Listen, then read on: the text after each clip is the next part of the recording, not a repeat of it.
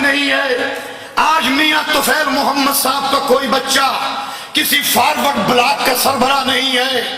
آج قاضی حسین احمد کا بیٹا اور بیٹی جماعت کے کارکن ہیں۔ آج سید منور حسن کے بعد اسی رب کے تصور میں پلا ہوا سمر باغ کے اندر سے اٹھنے والا ایک غریب کارکن صرف رب سے محبت کے صدقے امیر جماعت ہے۔ میرے عزیزو، آج کون سی جماعت ہے جو وراثت سے خالی ہے؟ آج کون سی دینی جماعت ہے جہاں باپ کا وارث بیٹا نہیں ہے؟ آج ان کی شورائیں ہیں، ان کی ایگزیکٹیو ہیں، آج انہی کی وزارتیں ہیں۔ یہ کون لوگ ہیں؟ ان کی کیا تبدیلیاں ہیں؟ ان کے اندر کیا انقلاب ہے؟ یہ تو کوئی انقلاب نہیں کہ باپ کرسی پہ ہو اور بیٹا اس کا جانشین بنے، ماں کرسی پہ ہو اور بیٹی اس کی جانشین بنے، اس کا داماد جانشین بنے۔ انقلاب یہ ہے کہ سید مودودی کا جانشین سراج الحق بنے، یہ انقلاب ہے۔ اور پھر میرے عزیزو، یہ رب کے تصور نے ایک قیادت کا تصور دیا ہے۔ وڈیرا شاہی کے چنگل میں پھنسے ہوئے اس پاکستان میں کتنا بڑا انقلاب ہے۔ اس کی پوری قیادت جو ہے غریب طبقے سے تعلق رکھتی ہے، شعور والی ہے، اور شعور قرآن کے صدقے ملا ہے، شعور سیرت کے صدقے ملا ہے۔ غریب قیادت کو اگر کسی نے اس ملک میں اٹھایا ہے تو جماعت اسلامی نے اٹھایا ہے۔ مجھے وڈیروں کے پشتیبان بتائے کہ ان کی کابینہ میں کتنے غریب ہیں، ان کی سینٹرل ایگزیکٹو میں کتنے غریب ہیں۔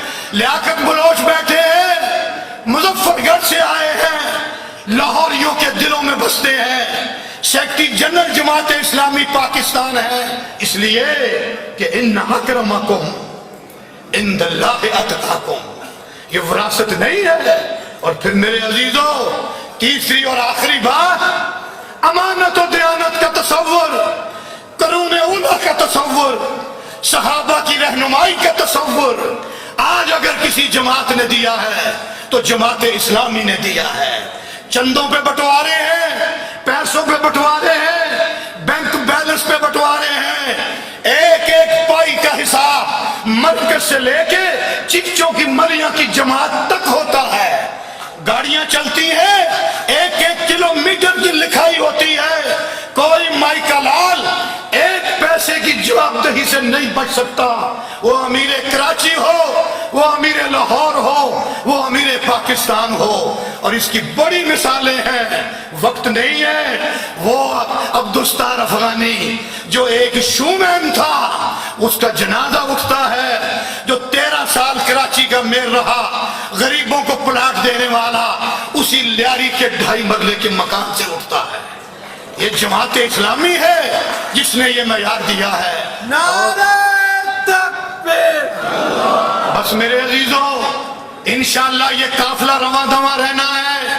ان سفید داڑیوں کی جگہ کالی اور کچری داڑیوں نے آنا ہے۔ پردم ہے اگر تو نہیں خطرہ ہے استاد، اس جدوجہد کو آگے بڑھاؤ، اس کے اندر اپنے بچوں کو لاؤ، اس کے اندر اپنی بیٹیوں کو آگے بڑھاؤ۔ اس ملک کی قسمت اسی سے وابستہ ہے، اللہ والوں سے وابستہ ہے، کالی کملی والوں سے وابستہ ہے، جو تمام تعصبات سے بالا تر ہو کے انسانوں سے انسان ہونے کے ناطے پیار کرے۔ اور میرے عزیزو، حضرت علامہ کا ذکر آیا، جنہوں نے مولانا کو دعوت دی، آپ پٹھان کوٹ میں آئے، آج قیادت کا انہی کا تصور پیش کر رہا ہوں۔ اپنے امیر کو اسی تصور پہ پرکھو، ایک ایک کو اسی تصور پہ پرکھو۔ تو نے پوچھی ہے امامت کی حقیقت مجھ سے، حق تجھے میری طرح صاحب اسرار کرے، ہے وہی تیرے زمانے کا امام برحق جو تجھے حاضر و موجود سے بیزار کرے۔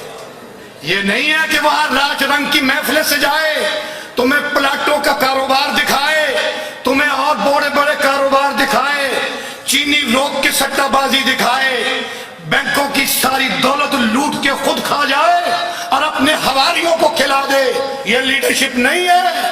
دیکھ احساس زیاں تیرا لہو گرما دے، فقر کی سان چڑھا کر تجھے تلوار کرے، اور موت کے آئینے میں دکھا کر تجھے رخ دوست زندگی اور بھی تیرے لیے دشوار کرے۔ پھر شاہوں کی مہمانداری نہیں ہے، فتنہ ملت بیضا ہے، امامت اس کی جو مسلمان کو سلاطین کا پرستار کرے۔